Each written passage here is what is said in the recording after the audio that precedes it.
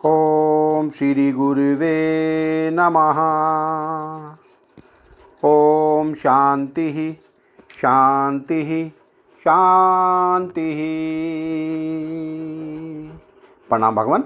भगवान योग वासिष्ठ महारामायण से निर्माण प्रकरण उत्तरार्ध और सर्ग नंबर 78 से 79 लेते हैं भगवान, जिसमें शीर्षक है बढ़ते हुए एकांव का तथा परिवार सहित ब्रह्मा के निर्माण का वर्णन। श्री वशिष्ठ जी कहते हैं, रघुनंदन, जब वायु, वर्षा, हिम और दूसरे उत्पादों के आगमन से भूमंडल नष्ट भ्रष्ट हो गया, तब समुद्र के जल का वेग इस तरह बढ़ने लगा जैसे कलयुग में राजा का वेग। वह एकांव आकाश गंगा के प्रवाह में पड़ी हुई मेघ धाराओं से गिरने से वेगपूर्वक बढ़ने लगा। तत्काल प्रकट हो मेरु और मंदराचल के समान प्रकाशित होने वाली सहस्रों सरिताओं ने भी उसे बढ़ाने में योगदान दिया। इस प्रकार जल से भरे हुए होने के कारण वह एकांव उच्चता के अभिमान से युक्त हो गया। उसने बड़े बड़े पर्वतों को सूखे तिनकों के समान पकड़कर अपनी विस्तृत भंवरों में डाल लिया। वे वहीं चक्कर काटने लगे। उस एकांव ने ऊंची उठती हुई उत्ताल तरंगों के अग्रभाग से सूर्यमंडल को भी निगल लिया।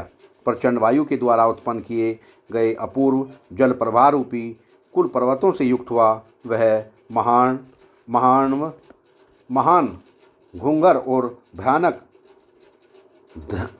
घंगर ध्वनि के साथ अपने विशाल वेग को बढ़ाता जा रहा था। ब्रह्मांड खंडों के बारंबार एक दूसरे से टकराने के कारण उनकी उद्धता बढ़ती जा रही थी और वह ऊपर नीचे लाखों योजनों तक फैले हुए उच्चतम पदार्थों को भी आत्मसात करता जा रहा था।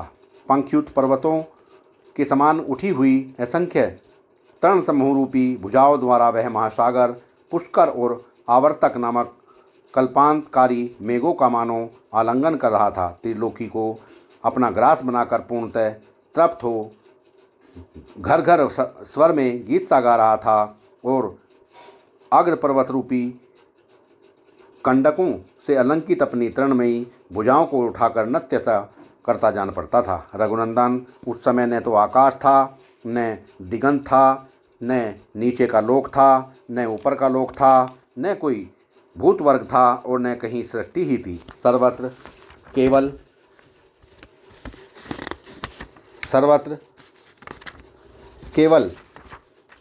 जल ही जल दृष्टिगोचर होता था। रघुनंदन,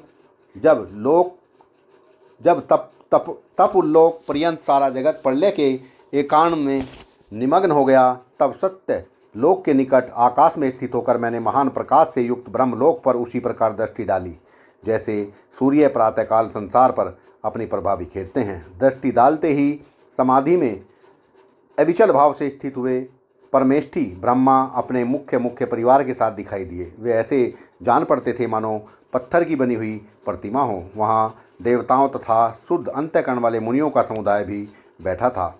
शुक्र, बृहस्पति, इंद्र, कुबेर, यम, सोम, वरुण, अग्नि तथा अन्य देवऋषि भी वहाँ देखने में आए।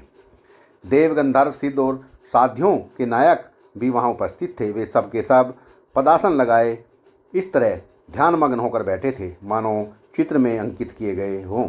वे निष्प्राण के समान वहाँ चेष्टा शून्य होकर बैठे थे। तदंतर पूर्वोक्त बाहर सूर्य भी उसी स्थान पर आए और उन्हीं लोगों की भांति पदासन लगाकर ध्यान में मग्न हो गए। इसके बाद 2 ही घड़ी में मैंने अपने सामने बैठे हुए ब्रह्मा जी को इस अवस्था में देखा। वे ब्रह्मा का चरम साक्षात्कार प्राप्त करके अविद्या कल्पित सारे प्रपंच का बाध हो जाने से निद्रा रहित अर्थात प्रबोध को प्राप्त हो गए थे।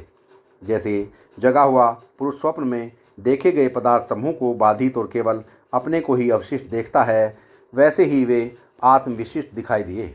फिर ब्रह्मलोक में ब्रह्मा जी के परिवार के जितने लोग थे उन सबको मैंने वहाँ वैसे ही तिरोहित पाया जैसे तत्वज्ञानी महापुरुषों की वासना तत्वज्ञान से बाधित होकर अदृश्य हो जाती है। जैसे स्वप्न से जगा हुआ पुरुष अपने सामने के स्वप्नगत नगर को नहीं देखता, वैसे ही मैंने वहाँ किसी भी को भी नहीं देखा। उस समय वह ब्रह्मलोक तथा उनका ब्रह्मांड जो ब्रह्मा जी के संकल्प से ही बना था, निर्जन मन सा सूना हो गया।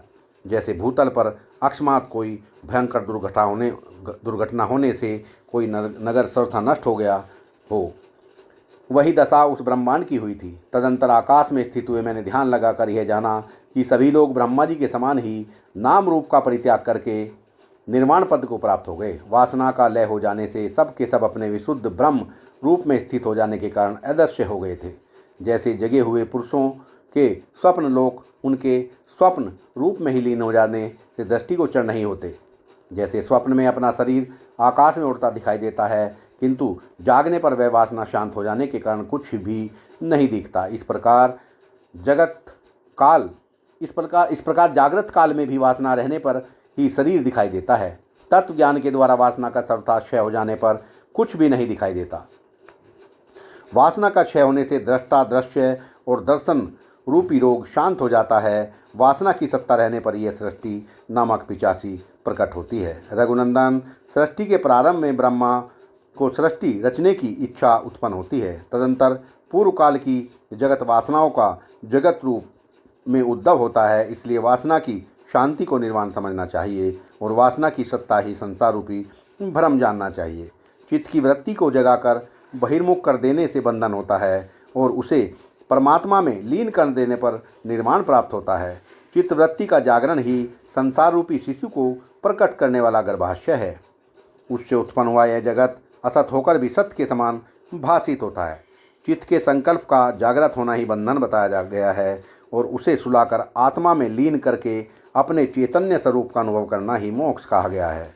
रघुनंदन, बंध, मोक्ष आदि की सारी शंकाएं छोड़कर निर्वाण रूप वासना शून्य अनंत अनादि विशुद्ध केवल बोध स्वरूप द्वैत अद्वैत से रहित परिपूर्ण ब्रह्म स्वरूप हुए आकाश के समान विशद अंतःकरण से युक्त बंधन मुक्त तथा शांत भाव से स्थित रहना चाहिए।